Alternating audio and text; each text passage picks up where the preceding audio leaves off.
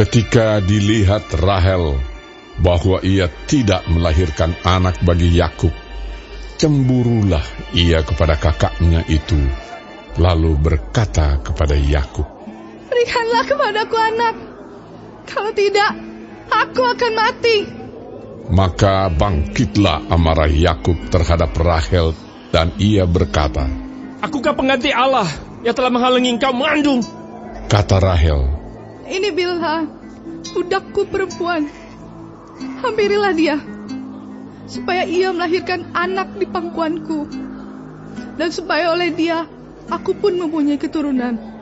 Maka diberikannya Bilha, budaknya itu, kepada Yakub menjadi istrinya, dan Yakub menghampiri budak itu. Bilha mengandung, lalu melahirkan seorang anak laki-laki bagi Yakub. Berkatalah Rahel, "Allah telah memberikan keadilan kepadaku, juga telah didengarkannya permohonanku, dan diberikannya kepadaku seorang anak laki-laki." Itulah sebabnya ia menamai anak itu Dan. Mengandung pulalah Bilha, budak perempuan Rahel, lalu melahirkan anak laki-laki yang kedua bagi Yakub. Berkatalah Rahel, "Aku telah sangat hebat bergulat dengan kakakku, dan aku pun menang." Maka ia menamai anak itu Naftali. Ketika dilihat Lea bahwa ia tidak melahirkan lagi, diambilnyalah Zilpa, budaknya perempuan, dan diberikannya kepada Yakub menjadi istrinya. Dan Zilpa, budak perempuan Lea, melahirkan seorang anak laki-laki bagi Yakub. Berkatalah Lea, "Mujur telah datang." Maka ia menamai anak itu Gad. Dan Zilpa, budak perempuan Lea, melahirkan anak laki-laki yang kedua bagi Yakub. Berkatalah Lea, "Aku ini berbahagia. Tentulah perempuan-perempuan akan menyebutkan aku berbahagia." Maka ia menamai anak itu Asher. Ketika Ruben pada musim menuai gandum pergi berjalan-jalan, didapatinyalah di padang buah Dudaim, lalu dibawanya kepada Lea ibunya. Kata Rahel kepada Lea, "Berilah aku beberapa buah dudaim yang didapat oleh anakmu itu." Jawab Lea kepadanya, "Apakah belum cukup bagimu mengambil suamiku?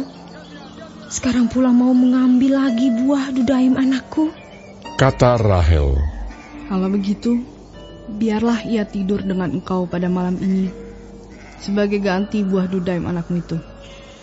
Ketika Yakub pada waktu petang datang dari padang, pergilah Lea mendapatkannya sambil berkata, "Engkau harus singgah kepadaku malam ini, sebab memang kau telah kusewa dengan buah dudaim anakku." Sebab itu tidurlah Yakub dengan Lea pada malam itu. Lalu Allah mendengarkan permohonan Lea. Lea mengandung dan melahirkan anak laki-laki yang kelima bagi Yakub. Lalu kata Lea, "Allah telah memberi upahku, karena aku telah memberi budakku perempuan kepada suamiku." Maka ia menamai anak itu Isakar. Kemudian Lea mengandung pula dan melahirkan anak laki-laki yang keenam bagi Yakub. Berkatalah Lea, "Allah telah memberikan hadiah yang indah kepadaku. Sekali ini suamiku akan tinggal bersama-sama dengan aku, karena aku telah melahirkan 6 orang anak laki-laki baginya." Maka ia menamai anak itu Zebulon. Sesudah itu ia melahirkan seorang anak perempuan dan menamai anak itu Dina. Lalu ingatlah Allah akan Rahel. Allah mendengarkan permohonannya serta membuka kandungannya. Maka mengandunglah Rahel dan melahirkan seorang anak laki-laki.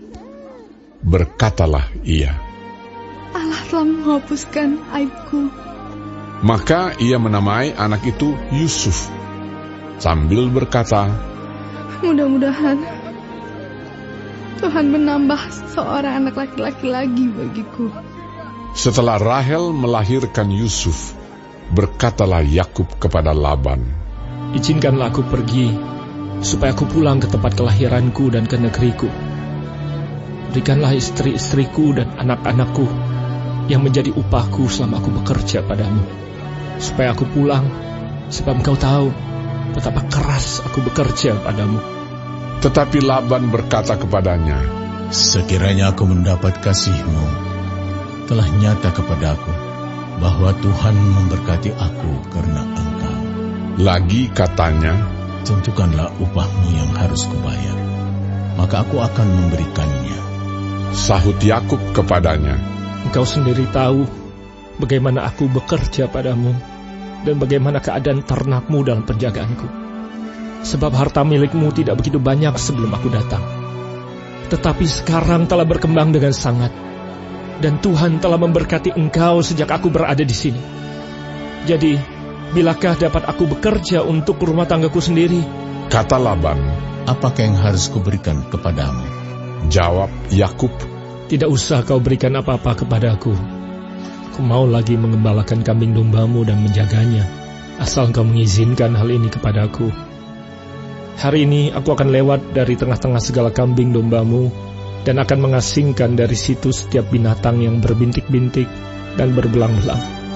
Segala domba yang hitam dan segala kambing yang berbelang-belang dan berbintik-bintik, itulah upahku. Dan kejujuranku akan terbukti di kemudian hari, apabila engkau datang memeriksa upahku.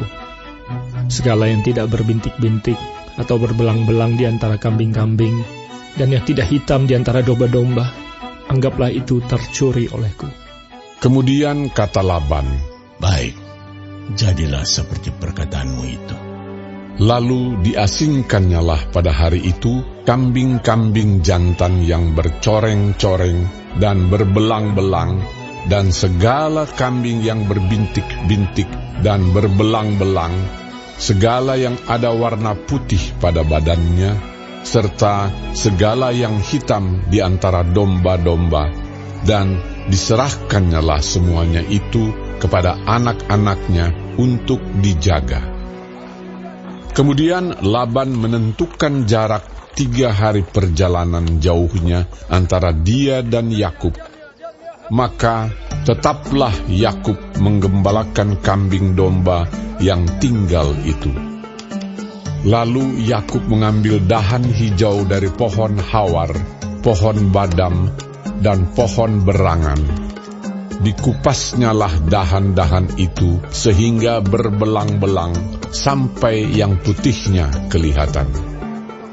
Ia meletakkan dahan-dahan yang dikupasnya itu dalam palungan, dalam tempat minum, kemana kambing domba itu datang minum, sehingga tepat di depan kambing domba itu. Adapun kambing domba itu suka berkelamin pada waktu datang minum. Jika kambing domba itu berkelamin dekat dahan-dahan itu, maka anaknya bercoreng-coreng, berbintik-bintik dan berbelang-belang.